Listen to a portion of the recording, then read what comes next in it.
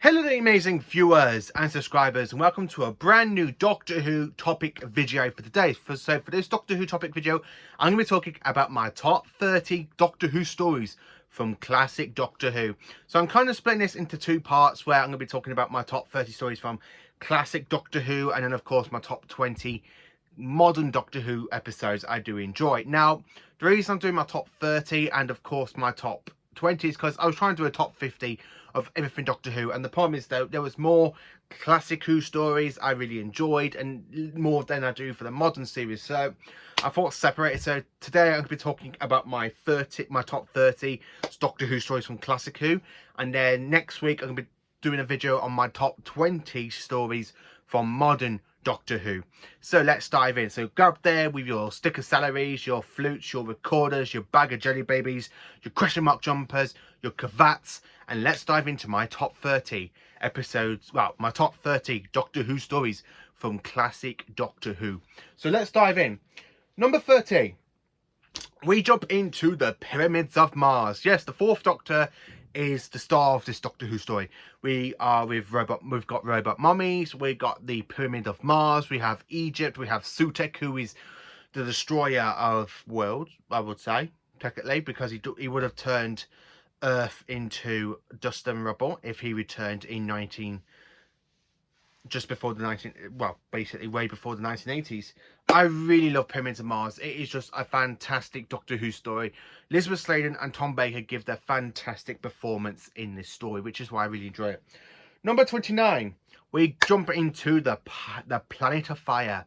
I really do enjoy Planet of Fire because it is Peter Davison's second to last story. We say goodbye to Tarlo. We have Anthony Ainley's last appearance as the Master in this one. What can I tell you about this story? Well, it is absolutely just jam-packed. It's 4 parts long. There is a movie version of it on the DVD release. I'm hoping when season 21 comes out on Blu-ray, they actually do put in the movie version as well as the original 4 parts. I just really do enjoy Planet of Fire because, one, we have Nicola Bryant's very first appearance, aka as Peri. I really like the way how she's there telling Chameleon, oh, come on, Chameleon, show you your real self. And then, of course, you kind of got the Master trying to control Chameleon, going, no, Chameleon, you will listen to me. I am your master. You will obey me. I really love the way how Chameleon can shape shift into, like, Peri's kind of like stepfather and then back in and revert into the Master. Like that scene where you kind of have him go, the TARDIS is mine. Contact has been made, and then all of a sudden you go from Howard into the Master and he goes, contact has been made. After he goes, the TARDIS is mine. I really love that cliffhanger. And then of course you got Peri running out the TARDIS with the demutation circuit a little bit, and then she runs after him and the Master's there running after her. I really do love Planet of Fire. It's just a great one. Number 28, we jump into the Pertwee era for this one, and it is the Curse of Peladon. Now, this one we have the Galactic Federation meeting on Peladon to see if they can join the Galactic Federation. So in this Galactic Federation, we have Alpha Centauri, we've got Sirius, we've got Ice Warriors, and of course the Doctor and Joe pretending to be Earth delegations. Well, basically the Doctor being Earth delegations, and of course you have Joe pretending to be a queen. I do enjoy this episode. It's a great one. The Ice Warriors aren't really the bad guys in this. It is Havesh, and of course Sirius as Centauri. Then 2 are the bad guys. They're trying to stop this peace talk from going on. And then of course the Doctor interferes, and basically the Curse of Peladon is a win for the 3rd Doctor, which I do enjoy. Number 27 is the Aztecs. Now, this is a fantastic story from 1964 for William Hartnell. I mean, apart from Barbara wanting to interfere and stop all the sacrifices stuff, and the Doctor goes, you cannot rewrite history, not one line, believe me, I know. I really love that speech from Hartnell where he goes, you cannot change history, not one line, believe me, I know. I just absolutely love that story. Then, of course, in 26, we have Revelation of the Daleks, starring Colin Baker. And, of course, he goes to the planet Necros after having a message saying that his good old friend has died. And, of course, this was a trap by the Great Healer, a.k.a. Davros, and his new Daleks, the Necros Daleks, as we like to call them. And of course, Davros is there being the great healer of this planet that's basically full of dead people, and instead of literally nursing like some dead people, he turns them into food and feed them back into the population. Yeah, it's a really, really dark story, and this is one of my favourite Colin Baker stories you're going to see in this list. Number 25 is the TV movie. Now, bear with me on this one, because I know some people hate the TV movie. Some people don't like the TV movie. They don't hate it, but they just don't like it, or they don't love it. Me, on the other hand, I have to admit, I just love the TV movie, because this was the Doctor Who story that was being broadcast like 11 days after I was born. And this is 26 years old, 27 this year, and I'm 27 this year.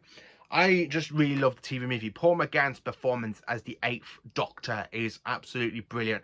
And I'm really grateful to Big Finish for carrying on with Paul McGann, because I really love Paul McGann's Doctor. And I mean, when you kind of see him and he's there talking and you kind of go, he's here, the Master's here, I can see him.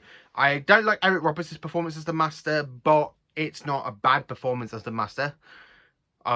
It's my least favourite performance, but I don't really think he's the worst one, because the worst one I think must be Peter Pratt, because he's only had one story and basically you don't really see his face. He's just there with big golf ball eyes, ping pong eyes. I have to admit, I do think Eric Roberts isn't the worst Master, but I think Big Finish has helped him to improve that, so I do need to listen to his story. Number 24, we jump into the McCoy era with the Happiness Patrol. I love the Happiness Patrol. Happiness will prevail. I love McCoy when he's there going all chess mastery Doctor on these two people with guns going, go on and kill me. I just really love the Candy Man as well. Welcome to the Candy Kitchen. I assure you, Jonas will last. I do hope so. I do like my volunteers to die with smiles on their faces. I just really love that cliffhanger to part 1. And then, of course, when the Doctor basically tricks him to breaking Lemonade onto his feet again, he's there going, Gilbert! Gilbert! I really like the troll people, because when they go wicked, the Doctor goes, you've met my young friend Ace, haven't you? Yeah, I really love that episode. Number 23 is back into Pertwee. It is Inferno. Now, I want to put this a bit higher, but there are so many other stories I really do enjoy above this one. Now, Inferno is the very first time Doctor Who does a parallel universe. We've got the 3rd Doctor basically seeing the destruction of that Earth. We have Brigadier not basically playing the Brigadier, he's playing a darker ultimate ego of himself. A bit like Star Trek with the Mirror Universe, where you kind of have the Terran Empire for Enterprise, and of course in the original series, and then of course in Deep Space Nine it all changes. I have to admit, a bit like that, but more awesomely. This is done so much better than I have to admit that Star Trek can do a parallel universe. I have to admit, I really love Inferno. It is 7 parts long. I really love the green monster people when they literally touch and you go ah, like that. I just really love that, and it really just screams 70s Who at me. Number 22 is, of course, The Seeds of Death. Now, this is a fantastic Troughton story. It is one of my favourite Troughton stories, I have to admit. It's brilliant. The Seeds of Death, it is the second outing for the Ice Warriors. They are trying to convert Earth because they want to take over the Earth. And of course, how to do this? By basically having bubble bath foam basically coming out of DC pods and basically trying to kill people like that way. I really love this one because we have Tima, the 2nd Doctor, Jamie and Zoe do interfere. They do save the day. And of course, they go back to the TARDIS and carry on with the next adventure. I just really love this one. Then, of course, in 21st place, we have the Seeds of Doom. Yes, the Seeds of Doom. It is just another iconic story. I just flipping love the Seeds of Doom. Tom Baker is absolutely brilliant as the Crypt. I really love the Krynoids design as well, because the Krynoids, I have to admit, they are my favourite 70s villain. I actually do want these villains to come back into modern Who. I imagine having the Ncuti Gatwa coming across the Krynoid sea pods, and one of them just hatch over Millie Gibson, and she basically becomes a Krynoid, and that'd be a good way to write out her character at some point. Russell, if you're watching this, I mean, come on, take this down as an idea. Let Millie become part of a Krynoid. Yeah, I just love the Krynoids. I love the way how they invert people and stuff as well. Number 20, we go into another Pertwee story, and it is the Day of the Daleks. Now, I would have put this one a bit higher, but I have to admit, Day of the Daleks, I have watched this on the Blu-ray now 3 times because I've watched it on the original version, then the omnibus version, and then of course the special edition version. Now this is a paradox story where basically you've got the guerrillas trying to stop what's his name? Styles. And then, of course, they kind of revert and the Daleks invade. But basically, the reason it's a paradox is because they caused the explosion that Styles gets the blame for. So really, it's literally a paradox. So the Doctor does basically stop the paradox. But to stop the paradox from happening, these Daleks and Ogrons go to stop and invade. And the Doctor goes, let them into the house. And then, of course, you have that Gorilla Man. And he goes, no. And then he presses the button and blows up and the paradox ends. I just love Day of the Daleks. Number 19, we go into season 11 for the Time Warrior. This is Elizabeth Sladen's very first introduction story. This is the very first story of the Santarans, and this is Pertwee's last season this story airs in. I just really love this one because we have the mention of Gallifrey for the first time. We have that kind of little bit of dynamic between Sarah and the Doctor, because Sarah thinks the Doctor's the one that's been kidnapping people when actually it is the Santaran called Lynx. I do like the way how the Doctor does the Aikido against Lynx and he still basically gets knocked out. I mean, the Doctor gets knocked out, not Lynx. I just have to admit, I do love that one. Number 18 is, of course, Vengeance on Varos, starring Colin Baker as the Doctor. Vengeance on Varos is the one story I do love rewatching a lot of season 22. Now, this is very, very much like Big Brother, but instead of watching people try and stay in this flat, these people are watching people be tortured, be killed, and have acid baths. Yeah, it's a kind of a bit of a dark story, but it has some great moments because I do love Syl when you kind of see him left and go. I really love Syl. I really love Syl. He's absolutely brilliant as the villain. Answer, answer, answer. I just really love Vengeance on Varos. It is just another booming, amazing story from Colin Baker's era. Number 17. It's my favourite Colin Baker story. It is Attack of the Cybermen. Now, on this channel, I have said how many times I just love Attack of the Cybermen, as it is a sequel and a prequel. It is a sequel to the 10th planet. It's a sequel to The Invasion and the Tomb of the Cybermen, and it's a prequel to the 10th planet. And of course, has the Cyber Controller in it. We have Lunton back from Resurrection of the Daleks, which is very much higher up in this list. I just really love Attack of the Cybermen, and I loved Colin Baker in the story as well. It's absolutely brilliant. Number 16. Now, I am going to say this I am very, very sorry to you, another sci-fi guy, because I know this is one of your favourite stories. For me, in 16th place, it is The Power of the Daleks for Patrick Troughton. Now, I want to try and put this a bit higher, but there are so many other good stories above this one, and I'm literally like, I am sorry, another sci-fi guy, but I have to admit, I just really enjoy other stories above this one, and I am so sorry to say that. Power of the Daleks, it is just another great story for Patrick Troughton. It's his very first story. I love the way how the Doctor basically uses the Daleks' electric static against them, which is really, really brilliant, the way the Doctor does that. Number 15 is, of course, Earthshock, one of my favourite stories from the Peter Davison era. Earthshock sees the return of the Cybermen after 7 years. Since 1975, we have the return of the Cybermen. And what do they go and do? They try and blow up the Earth basically after the Cyber Wars. And of course, we see the death of Adric. Yes, we actually see a companion to the Doctor die on screen for the first time since 1966 in the Daleks Master Plan, which unfortunately is a missing story. I have watched the Telesnap reconstructions for all 12 episodes lately, and I just want this to animate because those Telesnaps are just really, really poor, and I've got a review coming out for them, I have to admit. Number 14, we jump into Patrick Troughton once again for The Invasion. Now, this is my all-time favourite Troughton story. Now, The Invasion, I have talked about on this channel so many times, so I'm not going to dive much into this one. But if you haven't seen The Invasion, what the hell? Go and check it out right now, because The Invasion, it is another good story. It has units introduction. We have Brigadier Alistair Gordon becoming the Colonel in this one before he gets promoted to the Brig. So what the hell? Go and check out this story if you haven't seen it, because it's just iconic. Number 13, we jump back into the Pertwee era, people. And this is Spearhead from Space, Jon Pertwee's very first story into the Doctor. And it is just absolutely superb. So following on from when the Doctor's been exiled onto Earth, he's collapsed inside these woodlands. He gets taken to hospital. The Neptune Consciousness do try and kidnap him. He comes around, steals clothes from the hospital like the 11th Doctor does, and of course the 8th Doctor does. And he actually goes and steals a car. Yes, the third Doctor steals a car. How good's that? Because he's got a humming device to the TARDIS on his wrist. I just absolutely love this one. And the way he literally tricks Liz Shaw to basically steal the TARDIS key for him so he can use the TARDIS as laboratory. And then, of course, he tries to escape. And when the TARDIS basically malfunctions, and she goes, "You tricked me.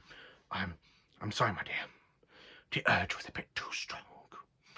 I really love Pertwee with that one because, again, I see a bit of the 7th Doctor in this one with the manipulation to steal the key to the TARDIS. So, yeah, you know what? I just really love Spearhead from Space. Number 12. It is The Invisitation. Now, this is my favourite story from season 19. The Visitation, we meet the Tellarites. Basically, I want them to return as well. Come on, Russell, bring back the Tellarites. We need the Tellarites return. I love the Tellarites basically because the way they create this robot to go around like the Grim Reaper to try and scare the locals. And of course, the Doctor, Nyssa, Tegan and Adric do go around stopping them, but they actually do cause the Great Fire of London. If you haven't seen The Visitation, what the hell? Just go and check out The Visitation because that is another good Davison story. Number 11, we jump back into Davison with Resurrection of the Daleks. Now, this is a phenomenal story with the Daleks, with the 5th Doctor, because this is the 5th Doctor where he is starting to lose that hope and like that essence of him that we see in early stories of his. He goes more darker in the story because he comes across the most deadliest enemies he's ever encountered in all of his incarnations, the Daleks and Davros. And he actually goes and points a gun at Davros and goes, "I am not your prisoner, Davros, but I am your executioner." I just really love this story. Resurrection of the Daleks is just absolutely superb. I really love this one. Davison is on ball with this one. I really do enjoy Terry Malloy's as Davros because this is the first story with Terry Malloy. Absolutely spot on. Number 10, the Dalek Invasion of Earth. So we jump back into William Hartnell, and this is the best Hartnell story I can ever say because 1, we have great film and location work. 2, that Dalek coming out of the Thames, superb when the Dalek comes out of the Thames. And the 3rd one, I love the way how this story just basically pans out. And then of course we have Susan leaving, and we have that final line where he goes, "One day I shall come back. Yes, I shall come back. Until then, there must be no regrets, no tears, no anxiety. Just go forward in all your beliefs and prove to me that I'm not mistaken in mine." I just flat out love that line. Number 3, we jump into the first multi-Doctor story now, which is the 3 Doctors. Now, this is just another great story because we have Jon Pertwee and Petra Troughton basically bickering at each other. Hartnell does come in to put them in his place, and then of course after he leaves they go, "Who was that? Me!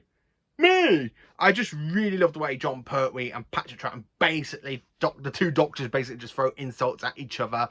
And then he goes, when Troughton flicks a coin, he goes, "Heads. Oh, hard luck. Right, load the force field," and the 3rd Doctor goes out and gets sapped by the antimatter creature into Omega's antimatter world.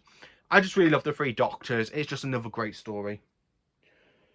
Number 8. Now, this one, I have to say, this is the best story from season 15, sorry. I actually do count this as the gem of season 15. It is The Horror of Fang Rock. Yes, this is the story where nobody survives apart from the Doctor and Leela. We have a Rutan, basically a shapeshifting alien that the Centaurans are at war with. And of course, we have more basically stories because at the end of the, like literally in the at the end of part 3, the Doctor goes, "I made a terrible mistake. I locked it out. I thought I locked it out, but instead I've locked it in." I really just love that cliffhanger. It's absolutely brilliant. Number 7, yes, it is Remembrance of the Daleks. Now, this is my, how can I say this? This is my second favourite McCoy story. We got a Dalek Civil War. We got the Renegade Daleks. We got the Imperial Daleks. We have a Special Weapons Dalek. Davros has basically done himself up as the Emperor Dalek of the Imperial Daleks. And this is over the hand of Omega, a Time Lord weapon. Basically, the device that helped the Time Lords become the Time Lords, you know. They have the ability of time travel and got the name Time Lords. Yeah, I really love Remembrance of the Daleks. It's set in 1963 London. We have Coal School. We have Totter's Lane, basically where the junkyard where the 1st Doctor basically parks his TARDIS. I just really love this episode. It's absolutely fantastic.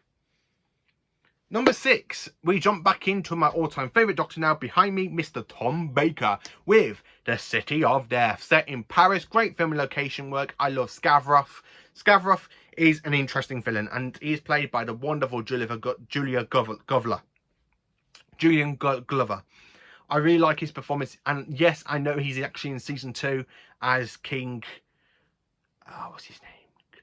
King Richard.